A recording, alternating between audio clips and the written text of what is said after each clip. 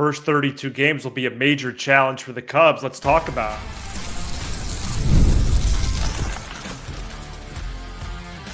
You are Locked On Cubs, your daily Chicago Cubs podcast. Part of the Locked On Podcast Network, your team every day. You are Locked On Cubs, part of the Locked On Podcast Network, your team every day, alongside Sam Olber. I'm Matt Cozy. Sam and I are lifelong fans, taking our passion into a discussion with you on all things Cubs. Thank you for being part of the show and making us your first listen today. And the best way you can help us grow the show is to join us every day and subscribe to our channel on YouTube.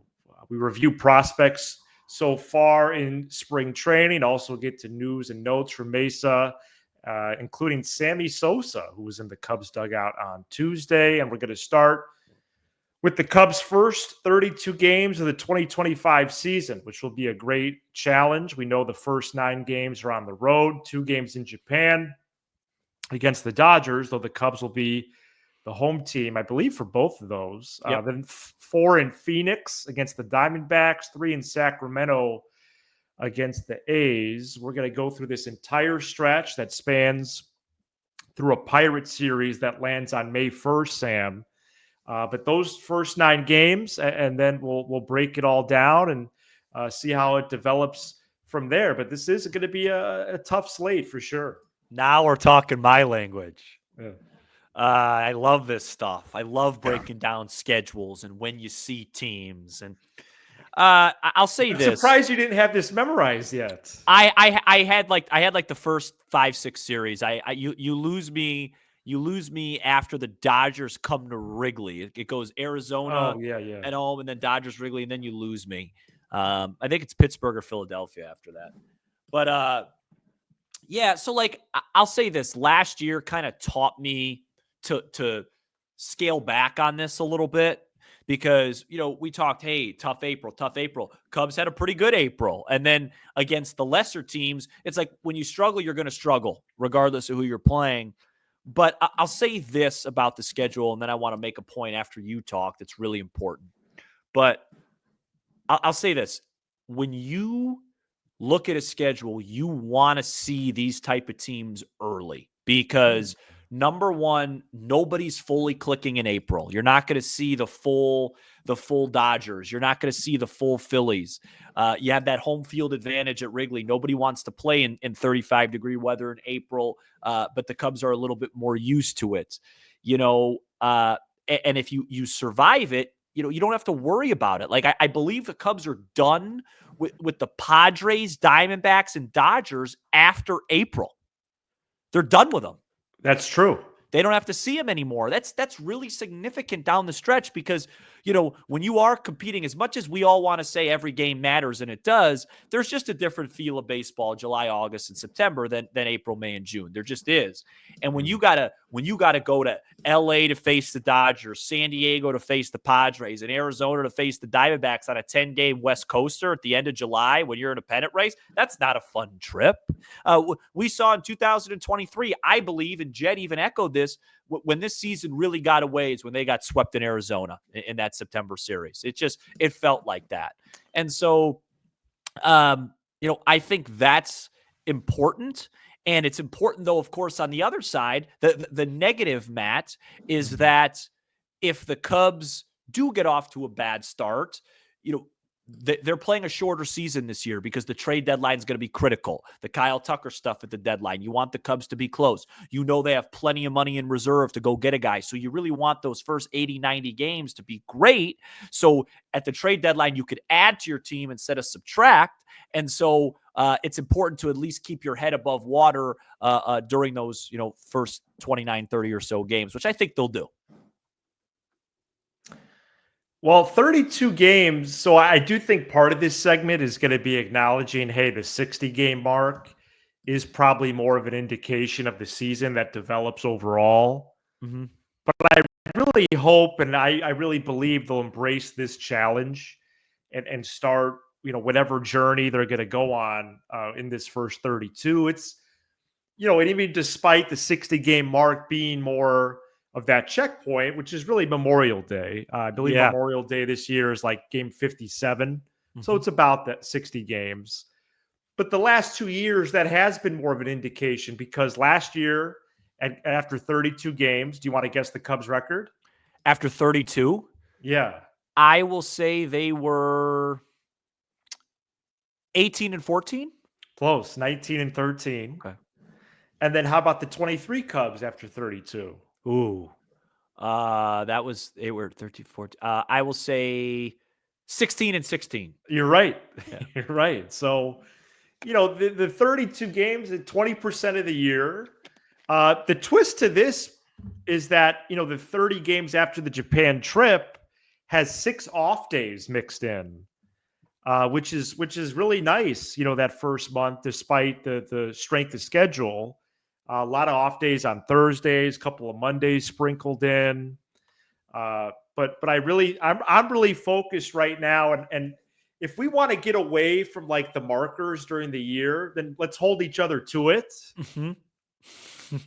I'm not going to just yet. Okay. I'm really focused on this first 9. They have to come back to Wrigley 5-4. You have to return to the friendly confines, your home turf, the cathedral of baseball, above 500 at that point. If they're above 5-4, great. That's a bonus. But you got the Dodgers in Tokyo. You got the Diamondbacks, one of the best teams in baseball. And then you got the A's and their new park, strong young nucleus offensively. Don't matter. Don't matter. Doesn't matter for the grammar people out there. I get it. You have to come back 5-4. And for this 32 games, dude, you have to go 17-15. I'm never going to tell you not to do that. That was great. I wasn't expecting the 9-gamer. I knew we both were going to exchange 32-game records. The 9-gamer threw me off. I don't. Well, I want to go to that Friday game, the Cubs home opener. Count me in. Count me in. Who is it against? Go Cubs. It's against the Fathers, San Diego Fathers. Yeah, they'll win that game, 4-2. Okay. So I'll tell you my 32-32 record. I'm not going to do a 9-gamer. I'm less concerned about that. Just, don't come back 1-8. Right. But really, the point I want to make is this. Sure. We could talk a lot about the April schedule, and that's fine. But I believe this season, this team needs to conquer the division and start doing better against the Central, because last year they really struggled against Cincinnati. They struggled against Milwaukee. They were a couple games below against the Cardinals, and I think they handled Pittsburgh just fine. They need to have winning records against the Reds and Brewers this year. I believe if you were to tell me right now that the Cubs are over 500 against Cincy and Milwaukee, they're going to win this thing, okay? They got to do better. They haven't had a winning record against the Brewers and the Reds. I know they've actually played the Brewers a little bit better than we think. Like it's been within a game or two of 500. But I want to. When's the last time we went in to their park and took 3 out of 4? Correct. When's the last time we went into their park? It's like the last year, the Great American Ballpark was a nightmare for the Cubs. Lost 3 out of 4, lost 2 out of 3. I don't believe they won a series there at all. They've got to do better in the division, and I think ultimately that will decide the division. And they have an opportunity to really flex their muscles because, Pittsburgh and St. Louis, shouldn't be that good this year. But that's the real key. And as far as the 32-game stretch goes, I'm really it feels like we flipped roles because I'm really trying not to panic here, which is going to be hard because last year they needed to panic a little bit more. May and June was where they lost the season.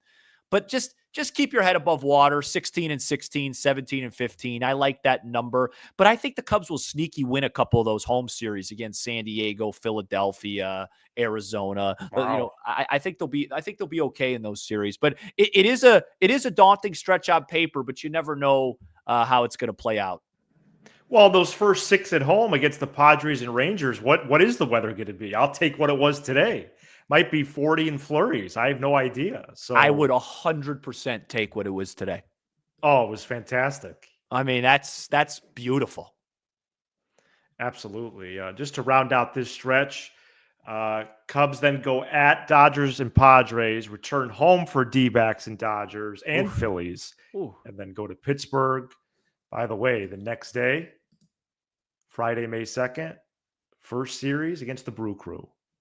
What a tough stretch. At Dodgers Padres. Oh my, it's gonna be some late nights. The Central games, are they evenly distributed this year? Is it 14 games against each? It's like 12. It's like 12 to 14, 12 to 13. Okay, so somewhere like around that. Yeah, so like go 7-5 versus Milwaukee. Right. Thank you. 7-6 even. Absolutely. All right, coming up next, Sammy Sosa put on a Cubs uniform again on Tuesday. Plus, we get to spring training action from Tuesday as well. Stay tuned. This episode is brought to you by Wonderful Pistachios. Looking for a snack that's both delicious and nutritious? Crack into a good source of protein with Wonderful Pistachios.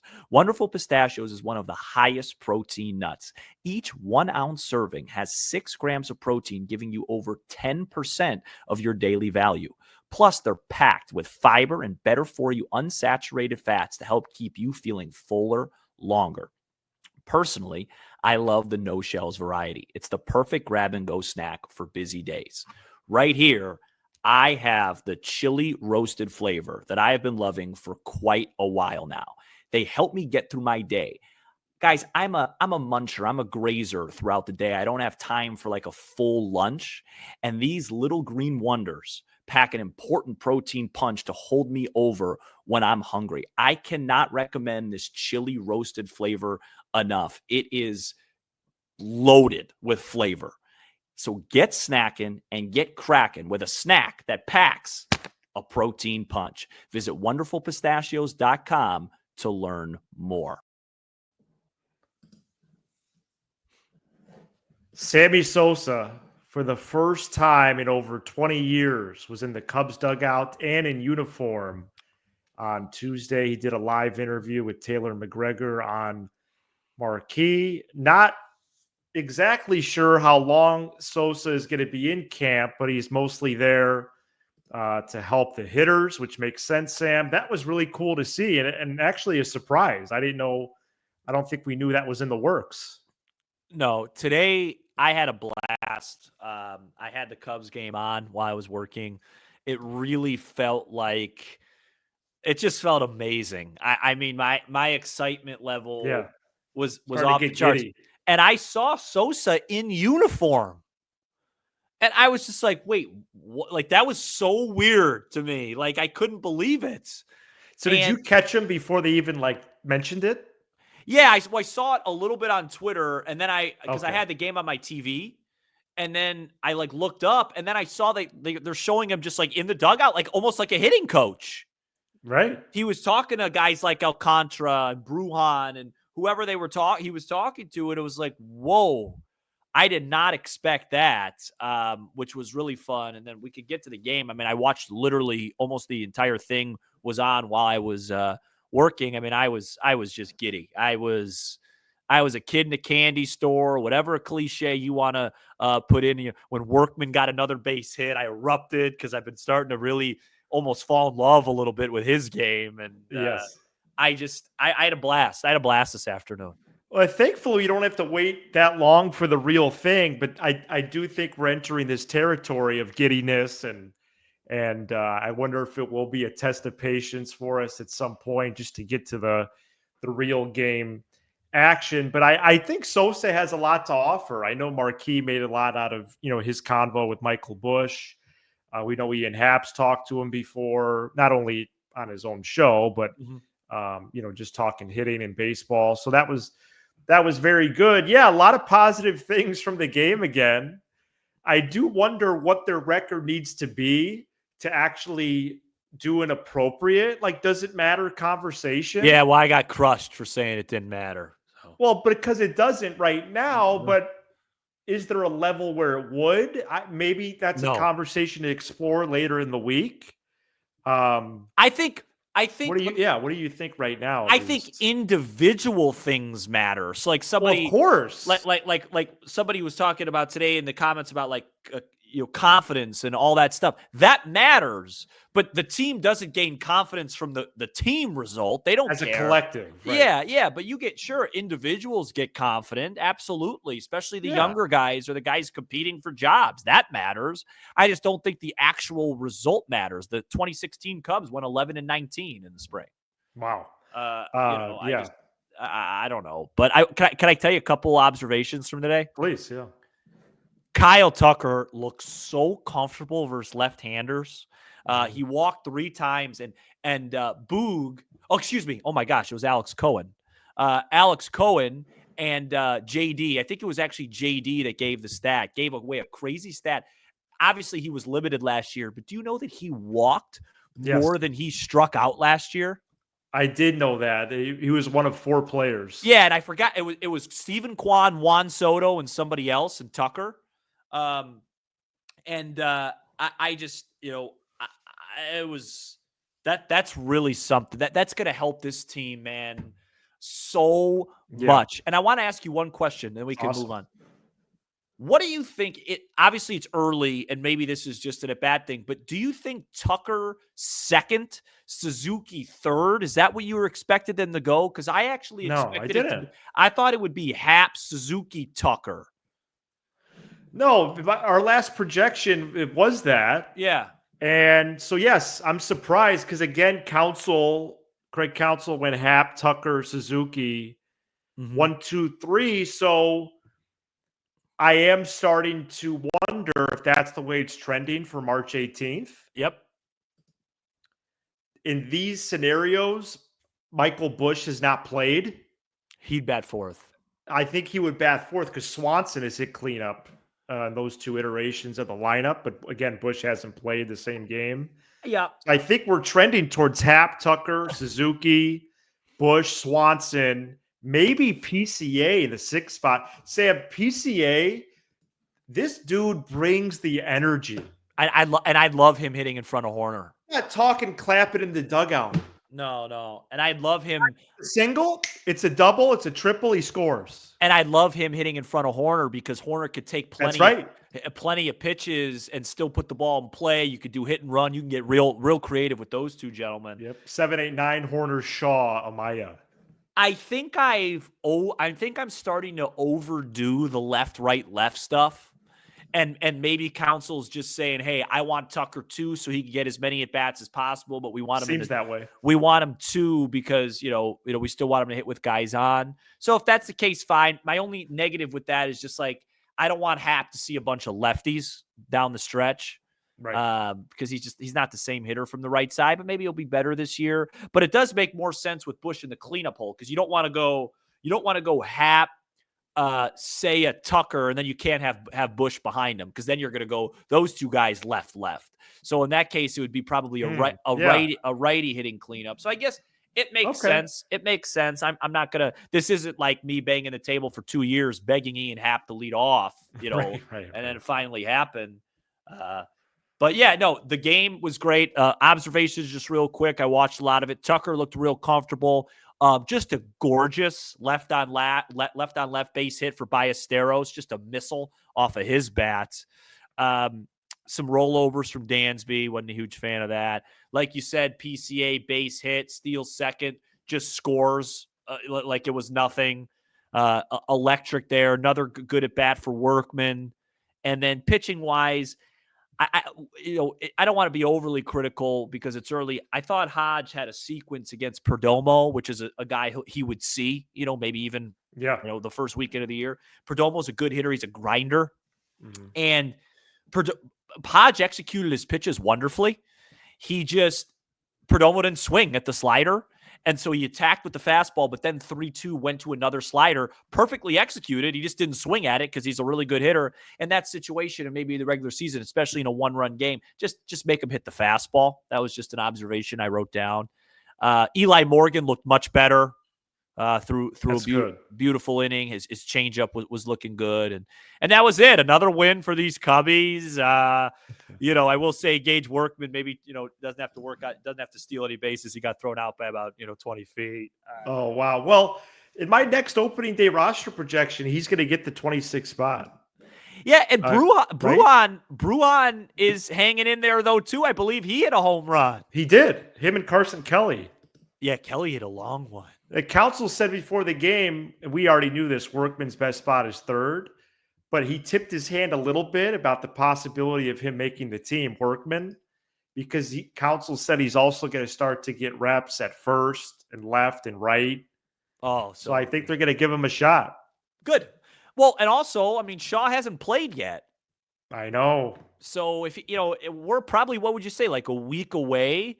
Or if he's not getting at bats in a week, it's probably likely Workman might start opening day over there, or maybe Birdie or whatever. Yeah, so I do want to put that on all of our radars. So I think next Wednesday the Cubs have their only off day of spring training before they leave for Tokyo. And so the following day, that Thursday, the 6th, if Shaw isn't in that game, that's when we should really be concerned he's not going to play those games in Japan. Which isn't the end of the world, but it's for sure. Monday night, excuse me, Alexander Canario was traded to the Mets for cash considerations. So wanted to make sure we knew that was coming as well. Yeah. All right, let's keep reviewing some of spring training. Take a closer look at the prospects right after this. Prospects to watch in spring training, I would say Matt Shaw was the top one, just knowing that he was really going to get a runway at third. He is doing baseball activities. That's being reported by multiple outlets. So again, hopefully by next Thursday, he gets into a game. Owen Casey is currently out with a groin injury, Sam. He's been shut down. It was also revealed that he had a very similar surgery this offseason at Dansby Swanson. Yep. So I think they're trying to really be cautious with Casey, hoping to see him soon. Kevin Alcantara has been that huge bright spot right now. Really, if you go up and down the organization, I think he'd be in the top 3 in these 6 spring training games, whether that's speed, whether that's hitting for extra bases, taking the ball the other way, tracking a fly ball down. Plus arm out there as well, could play all 3 spots. So, I think there's an outside chance he could maybe be on the roster for the 2 Japan games, but he's going to be the center fielder at AAA. And if he needs to come up, he will. But hopefully the Cubs have good health, but we'll see. I'm sure we'll see him at some point this year, one way or the other. You did mention Moises Ballesteros last segment. Want to take a closer look at him behind the dish for sure, because that's where his scouting concerns come from. But his bat plays, and I think it plays right now. Man, James Triantos, could he be the opening day second baseman? No. The answer, if Shaw isn't play, is yes, because then you need a spot for Shaw and Horner. And could they go a little bolder and play Triantos, give this kid an opportunity? I'd be shocked. Go home, bro. I'd be shocked. I feel like it would be Birdie or Workman. Birdie or Bruhan or Workman. Great. Yeah. All right, who's next on the list? Well, I got a nugget for you. All right. So Matt Shaw. Yeah. You're familiar, of course, with Keith Law. The prospect. Yeah, guru. Former ESPN, now athletic writer. Yeah. So he did a top 25 prospects that will most likely impact the 2025 season. Did you see this? Yeah. Well, then it takes away the fun. But no, I didn't. I think I saw it, but I don't remember. I saw him put out a prospect list, but keep going. I don't know if I saw this specific one. Oh, do you know who was number 1 on that list? It's Shaw? Matt Shaw is the number 1 prospect, according to Keith Law, most likely to impact the 2025 season. Wow, I didn't see that. Here I could even read you some quotes. I know he thinks highly of him. Yeah. Shaw appears to be the leader to win the third base job in Chicago this year, and they've been working towards creating a path for him at least since the summer. Although I don't know how to pronounce this word, quixotic pursuit of Alex Bregman would have changed Shaw's placement on this list had they succeeded. Shaw makes a lot of high-quality contact, and he's hit all the way up through AAA, showing the ability to hit the best pitching he's faced so far. Goes on to say a couple things, said 350 OBP and 15 18 homers is a reasonable target for his rookie season. So we're not the only ones. We're not the only ones hyping it up. And I think he might hit more than 15 18.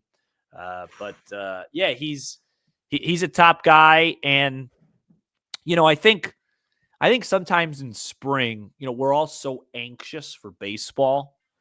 I got a message the other day from one of our listeners who I chat with often that said, hey, you think there's any way that Shaw starts the year at AAA if healthy and Workman takes a job? And it's like, nah, let's just relax a little bit. Like, we haven't even seen Matt Shaw yet. If Matt Shaw is healthy, he has a say in this spot. This young man is a special, special player. And the first minute that you see him out in the field, get one of those gappers to right center, you're going to say that too. So let's see what happens. Yeah. Hopefully, I hope we see him in the lineup before this weekend's. And I hope we see him in Japan. And there's a lot of smart people that think that this kid's really spectacular. One person that you've mentioned before is really need a pivotal 2025 did pitch in a sim game on Monday, and I hope we see him in a real spring training game, which would be his spring training debut, Cade Horton. Mm-hmm. So hopefully his next, maybe not the next turn in the rotation, but then the following one, he actually pitches in a major league spring training game. I think that'd be great.